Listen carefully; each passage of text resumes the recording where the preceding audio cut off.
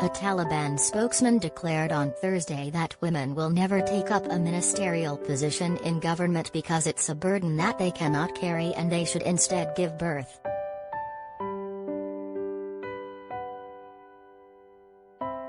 In an interview with Afghan outlet TOLO News, spokesman Sayed Zekrullah Hashimi declared that the Taliban do not consider women to be half of the society and that allowing a woman to become a government minister would be to put something on her neck that she cannot carry.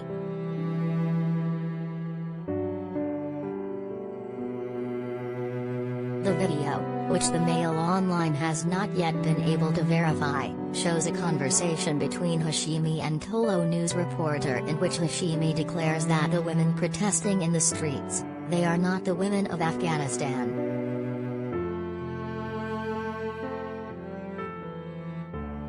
The women of Afghanistan are those who give birth to the people of Afghanistan, educates them on Islamic ethics.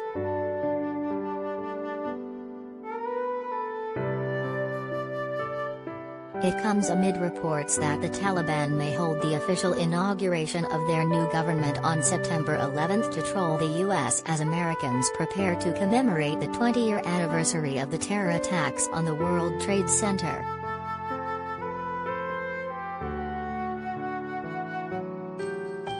The words of Hashimi do nothing to dispel the assumptions that the Taliban have not altered their hardline stance, which saw them impose a brutally strict interpretation of Islamic law during their rule in Afghanistan in the 1990s.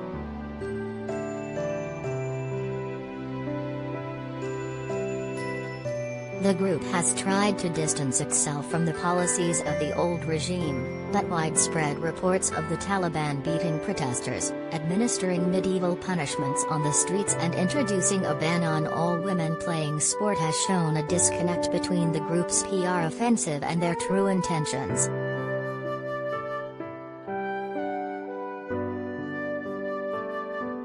A woman can't be a minister, it is like you put something on her neck that she can't carry, said Hashimi.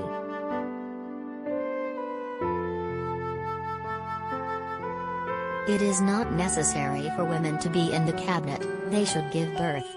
Women protesters can't represent all women in Afghanistan.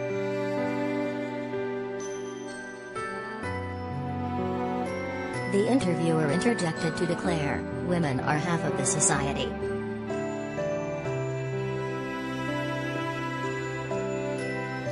But Hashimi dismissed the notion immediately, but we do not consider them half. What kind of half?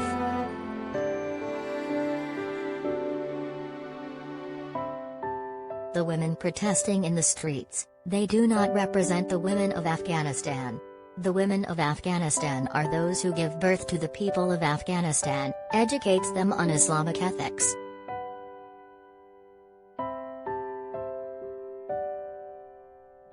And subsequently banned women from taking part in any sport.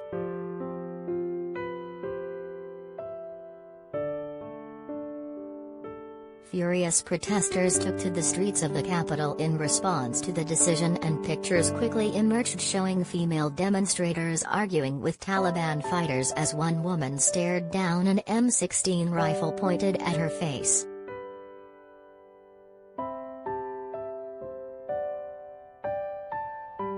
Footage taken on a mobile phone shows a woman in an underground car park, panning around to reveal a crowd of women and some children gathered in the same space.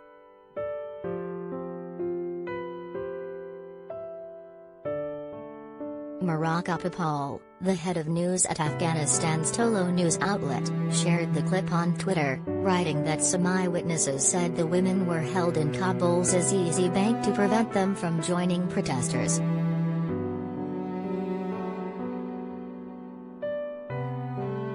Demonstrators also chanted anti-Pakistan slogans, denouncing the intrusion of the country into Afghan domestic affairs. Pakistan has been accused of providing air support to the Taliban.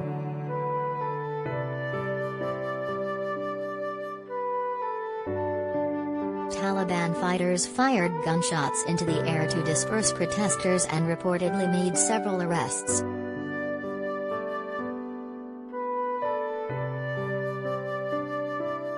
Meanwhile, Russian state media has reported that the Taliban is considering holding the official inauguration of its new government on Saturday, September 11, the 20-year anniversary of the infamous 9/11 attacks.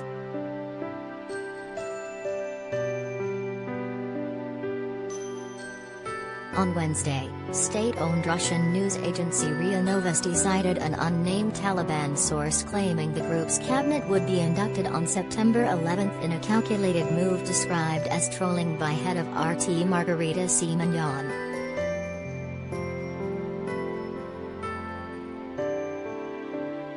The inauguration of Afghanistan's new government has been scheduled for 9/11. The Talibs are good not only at generating memes but also at trolling, she tweeted.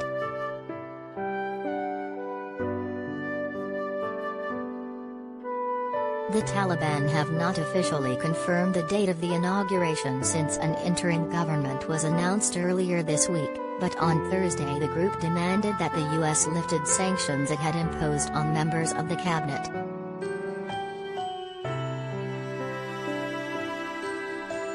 It comes after the Taliban on Monday defeated the National Resistance Front, NRF, in Panjshir, the only province of Afghanistan that previously was free from Taliban rule.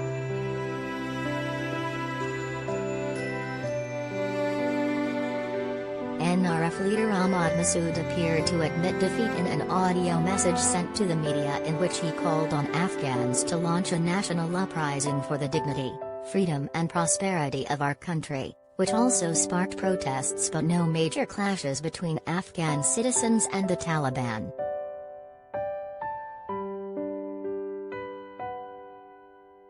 The Taliban's interim government contains many of its old guard hardline leaders.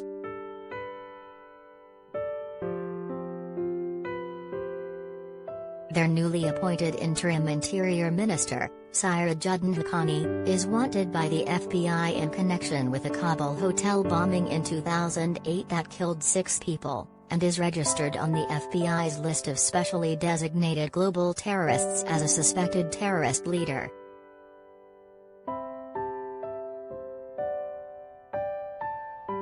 Has also believed to be holding at least one American hostage, the Associated Press reported.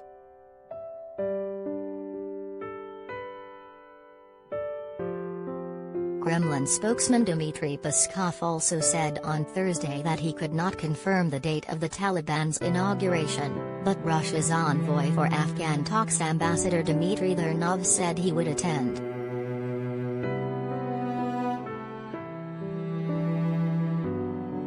Advertisement.